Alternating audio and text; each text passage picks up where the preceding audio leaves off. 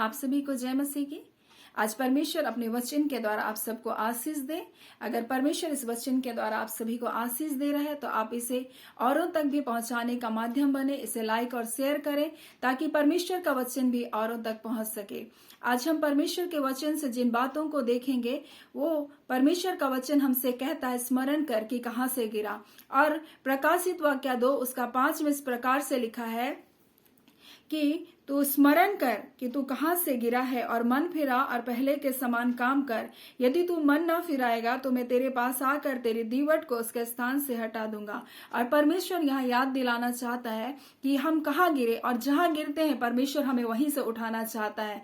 हम लोग यहूदा के बारे में हम लोग देखते हैं, उत्पत्ति में उसका 37 अध्याय में हम लोग अगर देखेंगे तो वहां देखते हैं याकूब का बेटा यहूदा जो अपने भाई यूसुफ को बेच देता है 20 चांदी के सिक्कों में। और आगे चलकर हम उसके जीवन को देखते हैं तो उसके जीवन में हमेशा गलत ही निर्णय होता गया। वो एक कनानी स्त्री से ब्याह किया, उसके बाद उसके 3 बच्चे हुए, उनमें से 2 बच्चों की मृत्यु हो गई, पत्नी की मृत्यु हो गई।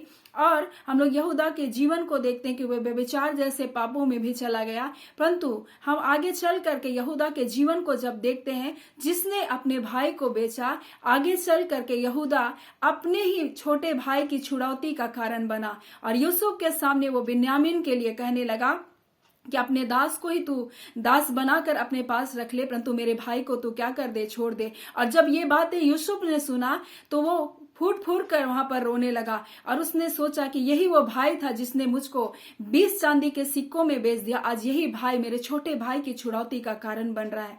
कहीं ना कहीं परमेश्वर हमको इस वचन से सिखा रहा है कि जहां हम जिन गलतियों को करते हैं परमेश्वर उसी जगह उन्हीं गलतियों को सुधारने के लिए एक अवसर को हमको देता है। हम लोग पतरस के जीवन को देखते हैं, यूहन्ना उसका 18 में कि पतरस ने किस प्रकार से यीशु मसीह का 3 बार इनकार किया। यीशु ने उसके लिए भविष्यवाणी की थी कि मूर्ख के बांग देने से पहले तो 3 बार मेरा इनकार करेगा। ये वही पतरस था जिसने कहा था, प्रभु मुझे तेरे लिए प्राण भी देना पड़े तो मैं दूंगा। लेकिन यीशु ने उनसे कहा, तू मुर्ग के बांग देने से पहले 3 बार मेरा इनकार करेगा। और ये पतरस ने 3 बार यीशु मसीह का इनकार किया। परंतु यीशु मसीह जब मर करके जी उठे, उसने पतरस के पास जाकर कहा कि पतरस क्या तू मुझसे प्रीति रखता है। और ऐसा करके यीशु मसीह ने उसको 3 बार पूछा और कहा, तू मेरे भेड़ों को चरा, मेरे मेमनों की तू रखवाली कर करके मेरे मेमनों को चरा, मेरे भेड़ों की तू रखवाली करके यीशु मसीह ने उसको एक जिम्मेदारी दिया। और यहाँ परमेश्वर अपने वचन में इसलिए हमें बताता है कि तू स्मरण कर तू कहां से गिरा। जहां से आप गिरे हैं परमेश्वर आपको उसी जगह से उठाएगा। और परमेश्वर आपको इसीलिए कहता है कि तू याद कर तू किस जगह से गिरा है, क्योंकि जो स्थान से मनुष्य गिरता है परमेश्वर उसी स्थान से उसको उठाना चाहता है। और परमेश्वर चाहता है कि हम अपने जीवन में उन गलतियों से, उन पापों से फिर करके परमेश्वर के पास आए। और इसलिए यहाँ प्रकाशित वाक्य 2 उसका 5 में कहता, और मन फिरा और पहले के समान तू क्या कर, काम को कर। यदि तू मन ना फिराएगा तो मैं तेरे पास आकर तेरी दीवट को उस स्थान से हटा दूंगा। परमेश्वर का दीवट परमेश्वर का आत्मा है। और जब परमेश्वर का आत्मा आपके जीवन से चला जाएगा आप बेजान हो जाओगे। इसलिए परमेश्वर हमें अपने वचन के द्वारा आज सिखा रहा है, समझा रहा है कि हमें यहूदा इस्करियोती नहीं बनना, हमें यहूदा बनना। वो पापों में गिरा, वो गलतियों को किया, लेकिन उसने अपने मन को फिराया। लेकिन हम लोग यहूदा इस्करियोती के बारे में हम देखते हैं, उसने 30 चांदी के सिक्कों में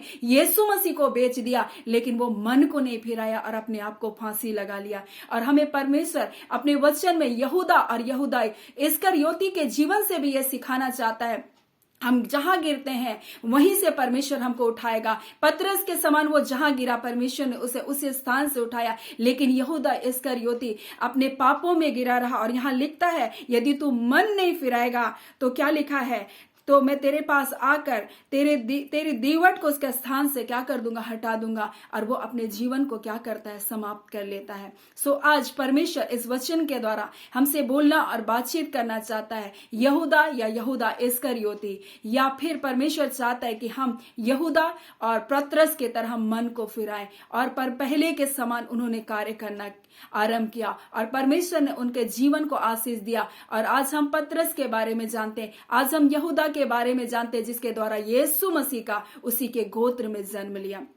और परमेश्वर ने उसके वंश को आशीष दिया। इसीलिए परमेश्वर चाहता है अपने वचन में कि तू स्मरण कर कि तू कहां से गिरा, और जहां से गिरेंगे परमेश्वर हमें वहीं से उठाने में विश्वास योग्य परमेश्वर। सो इस वचन के द्वारा परमेश्वर हम सबको बहुत ऐसे आशीष दे। आमीन।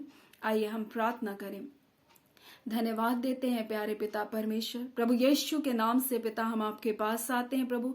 आज अपने वचन के द्वारा पिता आपने हमें सिखाया है प्रभु, हमारे जीवन को परमेश्वर आपने कहा कि याद करो तुम कि तुम कहां पर गिर गए, और जहां तुम गिरे हो वहीं से परमेश्वर तुमको उठाना चाहता है। इसलिए तो हमें मन फिराने का एक टाइम को, एक अवसर को दिया परमेश्वर पिता। हम इसके लिए आपका धन्यवाद करते हैं प्यारे पिता परमेश्वर। हम प्रार्थना करते हैं एक नए समय को जो आपने हमें दिया प्रभु जी, एक नया वक्त को दिया प्रभु, एक नए अनुग्रह को दिया प्रभु। एक दिन परमेश्वर एक नए अनुग्रह को, एक नए अवसर को लेकर आता है, एक नए दिन को आता है परमेश्वर। आप कहते पुरानी बातें बीत गई प्रभु जी, और आप कहते मैं सब कुछ नया कर दूंगा प्रभु। आप नया मन, नया हृदय देने वाले परमेश्वर है प्रभु जी। आप पुरानी बातों को स्मरण में भी ना आएगी कह के प्रभु तेरा वचन कहता है पिता। आप खुदावन मनुष्य के जीवन को प्रभु जी, जो मन को फिराता है खुदावन, उनके जीवन को आप नया कर देते हैं। ऐ खुदावन परमेश्वर, आज के वचन के द्वारा बहुतों के जीवन से तो बोल और बातचीत कर खुदावन, और वो भी इस वचन की आशीष को पाए प्रभु, और अपने जीवन को प्रभु जिस